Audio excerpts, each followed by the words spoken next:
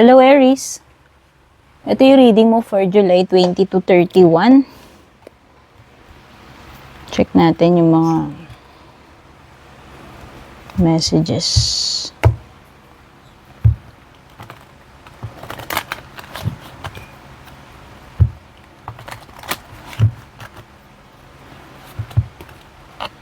Re-energize. Thank you so much for dropping by para manood ng readings ko. Lalo na po kung matagal na kayo rito.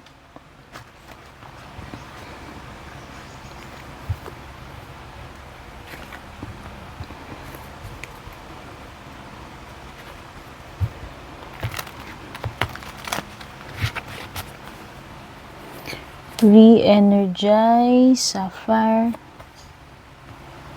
Rings, Master.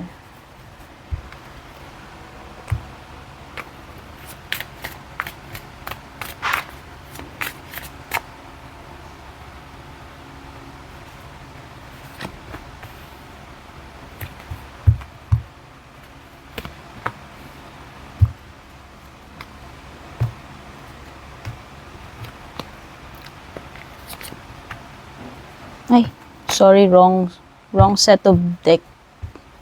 Wrong set of cards yung nakuha ko.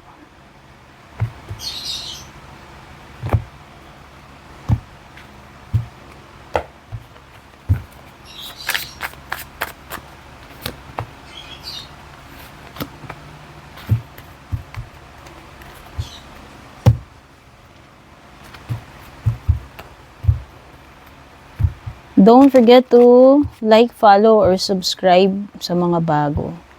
Private reading, dumiretso po kayo sa Nag-iisa Official Purple Team page. Verified, may blue check sa kanan. Yung link nakalagay po sa description.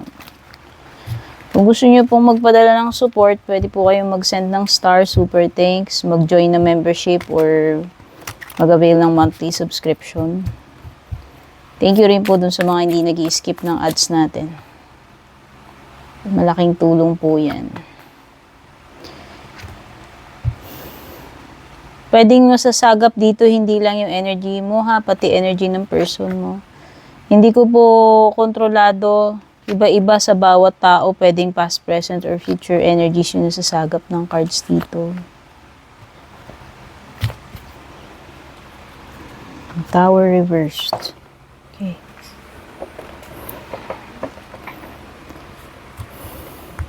Re-energize means kailangan mag-replenish. Pwedeng ito ay recovery period para sa iyo, Aries, no? So, ibig sabihin, unti-unti nang nare-restore yung mga nawala. Mariregain, manunumbalik. Okay, marireplenish yan. So, kung kaperahan yan, ibig sabihin, unti-unti nang makaka-recover financially. Kung sa health, unti-unti nang lumalakas, no? Nag-i-improve yung health. Okay? Meron kasi ditong parang dapat punan uli eh. Kung ano yung mga na-deplete sa'yo. Kung na-drain ka man. Okay? So, ibig lang sabihin yan, manunumbalik na uli sa dati. Okay, makaka-recover na. Whatever crisis yung pinagdaanan mo, whatever yung na-deplete sa'yo, yun yung manunumbalik. Sapphire is strength eh. Oo, ayan o. Strength. Ayun, so nakikita ko, isa yun, manunumbalik na siguro yung stability, yung strength. So, yan, pwedeng sa health ito eh. Halimbawa, nang humina yung negosyo mo, or nagkaroon ka naman ng health problem, ayan, or a family member. Nakikita ko, manunumbalik na uli yung sigla ng negosyo, ng kaperahan, or ng health. Something with the sapphire na parang nahubog eh. Nahubog siya sa difficulty. Alam mo yon yung parang diamond ba na mas stronger ka na ngayon. Oo, compared before. Dahil dito sa pinagdaanan mong hardship. Rings is may kinalaman sa commitment. Ayan, pwedeng kontrata ito, mga kasunduan, new connections, maparomantic man itong connection na to or hindi, mga partnership, pagsasama, pagpasok sa relationship, ayan, pwedeng, panibagong jowa, or engagement, something na, pwedeng bagong commitment, no? Kung ano man yung i-commit mo na yan sa sarili mo, whether sa love man yan or sa ibang bagay. Master is about discipline, focus. So, ayan, yung iba dito, mas, this is parang hinuhubog ka eh. Ito nga, di ba parang nabanggit ko rito. Meron something about the Sapphire card na parang hinuhubog. Tinitrain ka. So, sa tingin ko, pwedeng may challenge and kung ano man itong pagdadaanan mo, mai-experience mo, parang mas lalo kang, yun nga dito, mas magiging strong ka. Ito naman, mas magiging wise ka, mas magiging discipline ka, mas magiging magaling ka na sa pag-handle nitong bagay na ito, kung ano man ito. May bagong learning, bagong skill na matututunan, or it could be a challenge na ma-overcome, mako-conquer, parang ito rin. Okay? So, kailangan ng kailangan ng katatagan, kailangan ng discipline. No? Siguro pwedeng yun din yung ina-advise sa'yo ng cards mo. Pagdating naman sa career, business, or kaperahan mo, kabuhayan, okay, yung iba dito, end contract.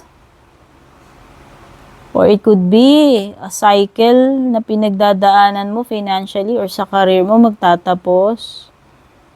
May rebirth dito, parang death card ito. So, meron something dito na mag-e-end and then meron kang panibagong venture in career, in business. Tapos, wow, so para ito magician card si Alchemy. So, I think this is magandang pagbabago. Okay, no, nakikita natin may end contract dito or a cycle na mag-e-end sa career mo, sa negosyo mo, pero mapapalitan niya ng something new. Maha-harness mo yung skills mo. So, yan, this is a pwedeng new opportunity, new contract, or a new business venture, creative venture na sisimulan mo. And na nakikita ko dito is improvement pagdating sa kalagayan mo sa career, financial. Merong mga magagandang pagbabago with the Alchemy card. And meron ka rin mga bagong matututunan kagaya ng lumilitaw dun sa Master card. Silence. Pagdating sa love life mo, silence at saka spying. No communication kayo ngayon. Hindi ko alam kung nag-break na kayo, nag-cool off, pero parang wala kayong ugnayan sa ngayon, pero nag-i-spy eh. Merong nag-i-spy dito, whether ikaw to, energy mo to, or energy ng person. Ini-stalk, ini-spy yan sa social media. No communication right now.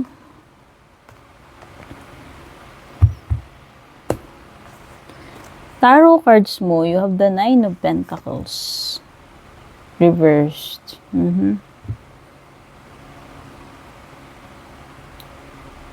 Meron something dito sa Nine of Pentacles reverse na hindi mo pa maa-accomplish itong July 20 to 31. Kung ano man tong goal mo, pwedeng related sa trabaho, sa pera, pwedeng hindi mo pa makukuha to eh. Okay, hindi mo pa maa-achieve to. Yun lang yung nafe-feel ko rito.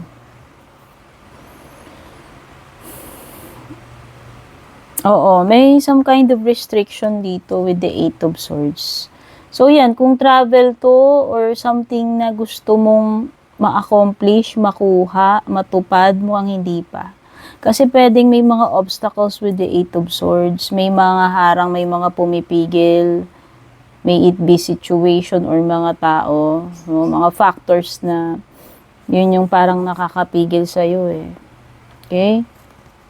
Limited yung kilos mo.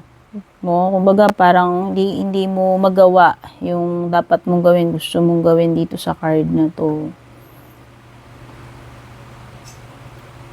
Oo nga, nahihirapan ka kasi ito, you have the 7 of Wands reversed. Huwag kang panghihinaan ng loob kasi dito parang nasa-sense ko pwede kang ma-discourage, mapanghinaan ng loob. And yung sinasuggest sa'yo ni Sapphire, kailangan mo discipline and katatagan kalakasan ng loob Oo. Kumbaga no pain, no gain yung nakikita ko.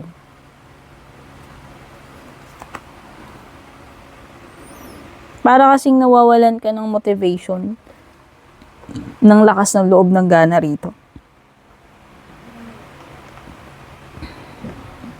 Siguro kahit na anong pilit mo, pwedeng hindi uubra, yun siguro another indication nitong 7 of Wands. Oo, matitenga talaga with the Hanged Man. So may mga delays for sure. Waiting period, delays. Yung mga situations wherein parang wala kang magagawa but to surrender. Maghintay. Okay? Or it could be na merong pagbabago ng perspective dito, opinion, isip. Pagbabago ng direction.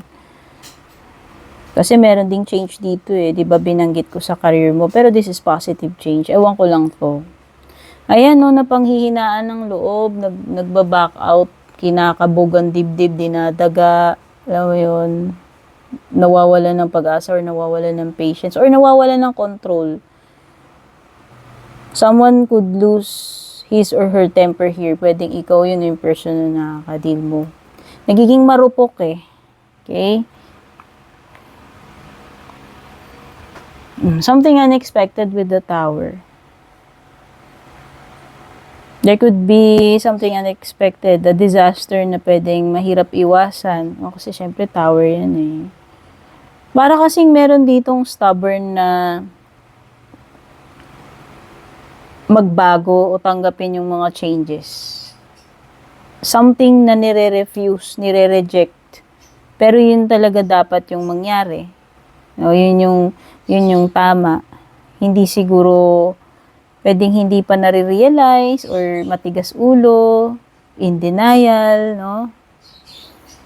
Ay, wait lang. Natumba yung mga cards ko. Kaloka to. Bigat na ito. Wait lang. Ay, pile na kasi sila dyan Ano pa?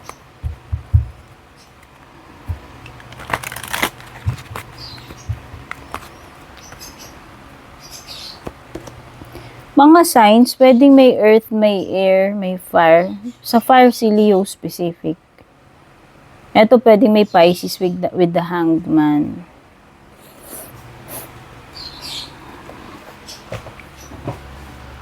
Closing message for you, surrender defensiveness. Yun, that's why lumalabas yung Tower reverse. Ayan, Ito kasi nire-resist mo Katigasan ng ulo, pride, ego, hindi matanggap, refusal, in denial, So, surrender defensiveness. Defensiveness is a sign of weakness. Yun yung sinasabi ni Strength card reversed kanina. So, surrender mo yung pagiging defensive mo. Aries. Hindi makakatulong sa yan. Defensiveness is a sign of weakness. Strength card reversed. To communicate in a more empowered way, stay centered and hear someone out. Maging open-minded ka. Makinig.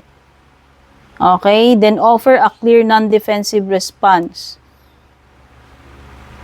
Okay? Pwedeng may kinalaman to sa pakikipag-usap. Confrontation. Dealing with problems or conflict. So, yun. Ang kailangan ma-overcome mo dito is yung pagiging defensive mo about this specific situation. So, yan yung mga energies na na-pick up ko dito. Thank you so much for watching, Aries. Babush!